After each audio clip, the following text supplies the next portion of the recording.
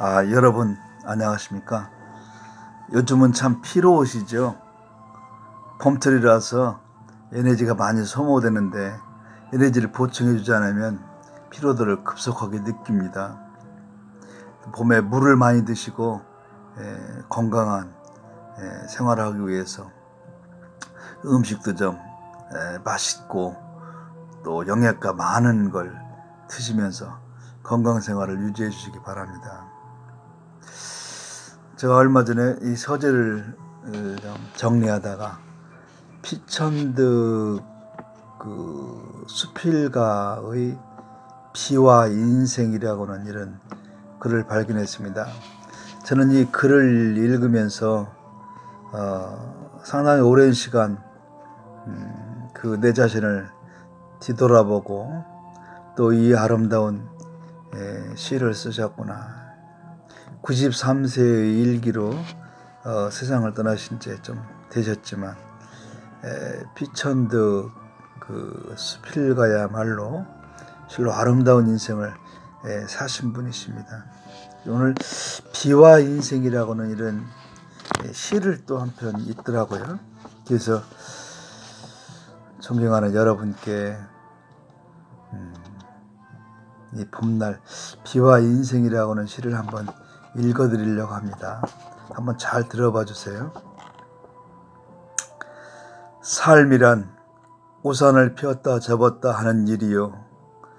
죽음이란 우산을 더 이상 펼 수 없는 일이다. 성공이란 우산을 많이 소유하는 일이요. 행복이란 우산을 더 많이 빌려주는 일이요. 불행이란 아무도 우산을 빌려주지 않는 것이다. 사랑이란 한쪽 어깨가 졌는데도 하나의 우산을 둘이 함께 쓰는 일이요. 이별이란 하나의 우산 속에서 빠져나와 각자의 우산을 펼치는 것이다. 연인이란 비오는 날 우산 속 얼굴이 가장 아름다운 사람이요. 부부란 비오는 날 정류장에서 우산을 들고 기다리는 모습이 가장 아름다운 사람이다. 비를 맞으며 혼자 걸어가는 사람에게 우산을 내밀 줄 알면 인생의 의미를 아는 사람이다. 세상을 아름답게 만드는 건 비요. 사람을 아름답게 만드는 것은 우산이다.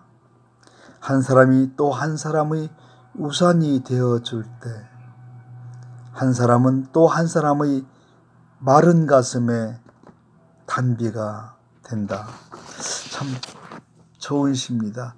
저도 시를 쓴 지가 좀 꽤 됐는데 비와 인생 참 좋은 시입니다. 저는 오늘 피로를 느끼는 현대인에게 좀 재미난 중국의 옛날 얘기를 한번 들려드리려고 합니다.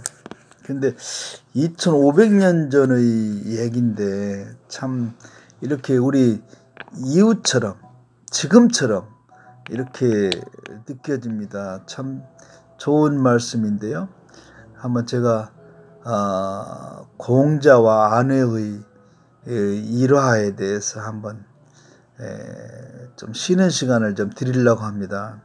한번 허리띠도 풀어놓으시고 편하게 다리도 뻗고서 한번 요새 왜 이렇게 복잡하십니까? 사는 게 저도 마찬가지입니다만 중복되게 들어오고 언론의 여러 가지 혼란하게 들어오는 거, 사회 정세, 또 나아가서는 국제 정세, 또 싱가포르 6월 12일 날 미국과 북한의 회담, 이런 것들, 또 그 뒷날 23일 날이 바로 우리 대한민국의 아주 중요한 지방 선거 날 아닙니까? 저희가 좀 깔려 있는 것 같아서 여러 가지로 마음이 무겁습니다. 저는 이런 피로한 현대인에게 조금 잠시라도 마음의 여유를 찾도록 옛날 얘기 한 편 들려드리겠습니다. 안회라고는 사람이 공자님이 네 번째 제자인데요. 공자의 사랑을 많이 받았죠. 안회는 그 배움을 좋아하고 또 성품도 고와하고 공자의 마음에 드는 그런 제자였습니다. 하루는 공자의 심부름으로 장에 나갔는데 한 포목점 앞에서 많은 사람들이 모여 있어서 무슨 일인가 하고 다가가서 알아보니 가게 주인하고 손님이 시비가 붙은 것입니다. 포목 사러 온 손님이 큰 소리로 3 곱하기 8은 분명히 23인데 당신이 왜 나한테 24전을 요구하느냐, 그런 말이었습니다. 분명히 3, 8은 24인데 이 손님이 23전을 주겠다는 거예요. 안회는 이 말을 듣고서 그 사람에게 먼저 정중히 인사를 하고 3, 8은 분명히 24인데 어째서 23입니까? 손님 당신이 잘못 계산한 것이 아닙니까? 하고 말을 하였습니다. 그랬더니 포목 사러 온 사람이 안회의 코를 막 가리키면서 누가 너더러 나와서 따지라고 했느냐? 도리를 평가하려면 공자님을 찾아야지. 뭐 이런 말을 하는 것이었어요. 옳고 그름이 그 양반 정확한 판단을 내릴 수 있다, 그렇게 생각하고 그런 공자님께 찾아가자. 당신이 졌다고 하면 어떻게 할 것이냐. 그랬더니 좋다. 그러면 내 목을 내놓을 것이다. 그런데 너는? 했습니다. 제가 틀리면 관을 내놓겠습니다. 그러고서 공자님을 찾아갔습니다. 관이라고 하는 것은 어떤 직함과 상투 뭐 이런 거 그런 걸 얘기하는 것이죠. 이 공자님은 이 사유의 전말을 듣고 나서 안회에게 웃으면서 네가 졌으니 이 사람에게 관을 벗어내 주거라, 그랬습니다. 안회는 아무리 생각해도 참 제대로 된 판단은 아닌 것 같습니다만 스승님을 존경하는 마음으로 아무 얘기 않고 관도 벗고 옷도 비단으로 된 옷도 벗어서 주었어요. 물론 뭐 상투에 싸맸던 금장 도구, 금장구까지도 다 주었습니다. 그러니까 상당히 초라한 사람이 되었죠. 그 사람은 자기가 생각하는 대로 23전의 포목을 구입하고 또 자기 생각이 공자님을 통해서 관철이 되고 자기가 주장하는 것이 맞는다고 하니까 막 의기가 양양하게 해가지고 관을 받고 돌아갔습니다. 근데 주변에 있던 사람들은 사람들이 참 의아하다. 3, 8은 24라고 하면서 그 막대기를 갖다 놓고서 그 24개 해야 되는데 이걸 의아하게 생각했어요. 도저히 이해할 수가 없는 것이다, 그랬습니다. 그래서 이제는 우리 선생님께서 늙으셔서 판단을 흐리게 하고 이제는 더 이상 배울 것이 없다고 이렇게 생각을 했습니다. 근데 안회가 그때 스승님으로부터 제일 먼저 실망한 그런 거였습니다. 그 다음 날이 밝아서 안회라고 하는 사람이 이제 집안일 핑계로 이제 짐을 싸서 이제 고향으로 돌아가서 집에 일이 생겨서 집에를 좀 다녀오겠습니다, 그렇게 얘기를 해요. 근데 그 선생님께서는 아무 얘기도 안 하시면서 고개만 끄덕끄덕 하면서 그렇게 다녀오거라 그랬어요. 그래서 이제 짐을 챙겨서 이제 공자님께 가서 이제 인사를 하고서 작별 인사를 하려고 이제 갔었는데, 공자님은 이걸 벌써 다 알고 있어요. 돌아오지 않을 거를 다 알고 있었습니다. 그러면서 내가 너한테 2마디만 주겠다 그랬습니다. 그래서 한마디는 뭐냐?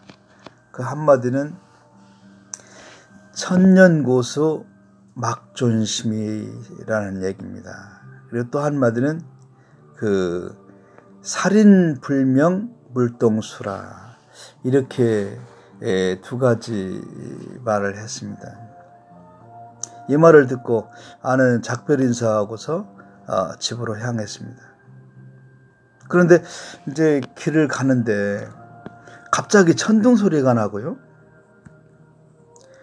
번개가 막 치고 그래가지고 소나기를 만났습니다. 비를 피하는 그런 마음으로 급하게 집에 들어갔는데,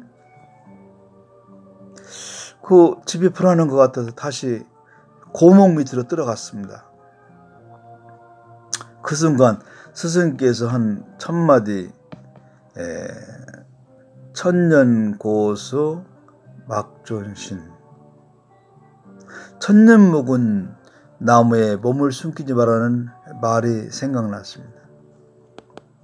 그래서 그동안 사제의 정을 생각해서 그래 한번 그 말씀을, 스승의 말씀이니까 한번 들어드리자 하고서 다시 뛰쳐나왔는데, 바로 그 순간에 벼락이 쳐서 그 고목이 번개에 맞아 산산조각이 나버렸습니다.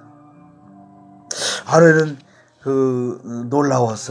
놀라움을 금치 못하고 스승님의 한마디가 참 적중했구나 그렇게 생각하고,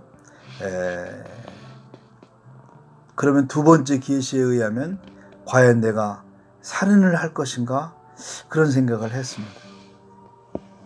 한참을 가다 보니까 집에 이제 늦은 심야에 도착했는데, 집 안으로 조용히 들어가면서 보검으로 아내가 자고 있는 내실이 문고리를 풀려고 하는데, 그 토방에 이제 2 사람의 신발이 있는 거예요. 한 사람은 그 아내의 신발이 분명하고, 또 하나는 남자의 신발이 있는 것이었습니다. 그래서 이제 컴컴한 침실 안에 들어가서 이제 손을 서서히 더듬적거리면서 보니까 침대 위에 2 사람이 자고 있는 것이었어요. 그래서 이야, 이거 내가 생각했던 것보다도 깜짝 놀래가지고 화가 아주 치밀어가지고 검을 뽑아서 막 내리치려고 했어요. 그런데 이제 그때 이제 공자님, 스승님께서 말씀하신 살인 불명 물동수, 명확하지 않으면 함부로 살인하지 마라.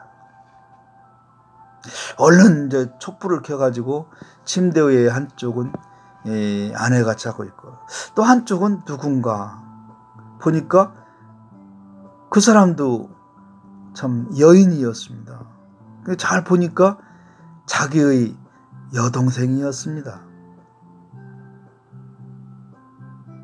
이 아내는 참 부끄러운 마음으로 여기서 있기도 어렵고, 또 공자님이 계신 그 안처로 가기도 어렵고, 그런 처지가 되었습니다. 그래서 아침도 먹지 않은 채 해가 뜨는 것을 기다렸다가 다시 공자님을 만나러 가는 거예요. 2 가지의 계시를 깨닫고, 야, 우리 스승님은 미래를 보시는 분이시구나, 이런 생각을 하고서 야, 역시 내가 잘못 생각했다 하고 다시 스승님한테 가는 것이었어요. 그러면서 스승이 계시한 그 말에 의해서 두 마디, 하나는 자기 목숨을 구하고 또 하나는 자기 아내와 누이 동생의 목숨을 건진 거였습니다. 그런데 이제 어떻게 이런 생각을 했을까? 이런 생각을 하면서 빨리 가서 스승님을 뵙고 모든 것을 좀 용서를 구해야 되겠다, 이런 마음을 가지고 갔는데 공자님 기침하기 전에 토방에 보복하고 머리를 조아리고서 스승님이 깨어나기를, 일어나시기를 이제 기다렸습니다. 근데 이제 공자님이 서서히 이제 기침을 하시더니 선생님께서 어떻게 이런 일이 일어날 줄을 미리 알고 계셨습니까? 이렇게 첫째 그런 말을 했습니다. 그랬더니 공자님 이제 조용히 오셔서 아내 이 무릎을 풀고 일어서게 하더니 어제 날씨가 건조하고 무더워서 다분히 천둥번개가 내릴 수도 있을 것이고 너는 분기의 마음에 보험을 차고 떠나는 걸 보고 그런 상황을 미리 예측할 수 있었다. 참, 얼마나 참 슬기로운 말씀. 그리고 선생님께서는 사실 나는 다 알고 있었다.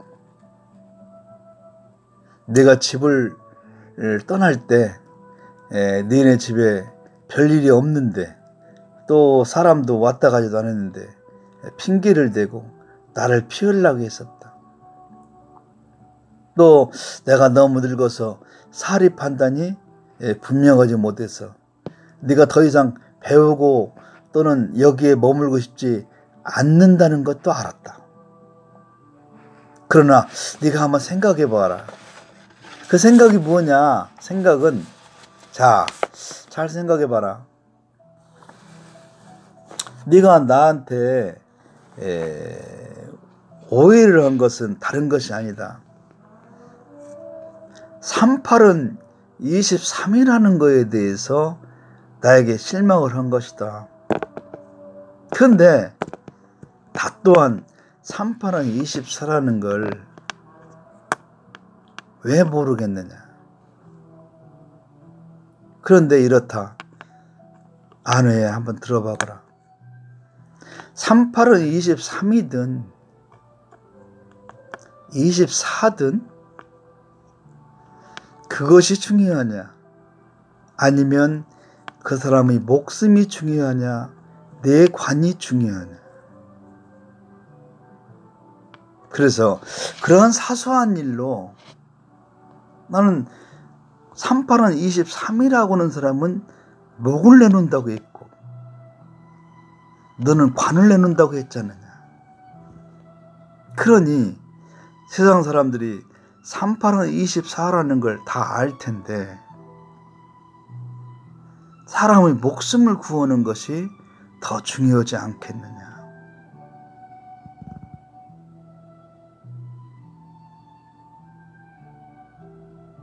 그래서 내 관을 벗어주고 네가 지위를 놓쳤다고 해도 너의 실력으로 다시 거기에 오를 수 있는 것이 아니냐.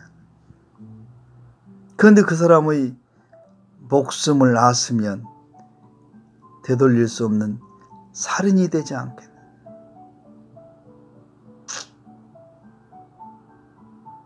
그 말씀을 듣고 이 안회는 땅바닥에 엎드려서 고개를 들지 못하고 이 말을 흙더미 속에 박으면서 스승님, 부끄럽기 짝이 없습니다. 스승님의 대의를, 그 중요시하는 모습을 제가 깨달지 못하고 가볍게 도망친 제 죄가 큽니다. 제가 선생님의 제자가 될 수가 없습니다. 그런 얘기를 했어요. 그러니까 선생님께서 아내의 손을 잡으면서, 그렇다, 사람은 모든 것이 부족하기 때문에 공부를 하고 노력을 하는 것이다.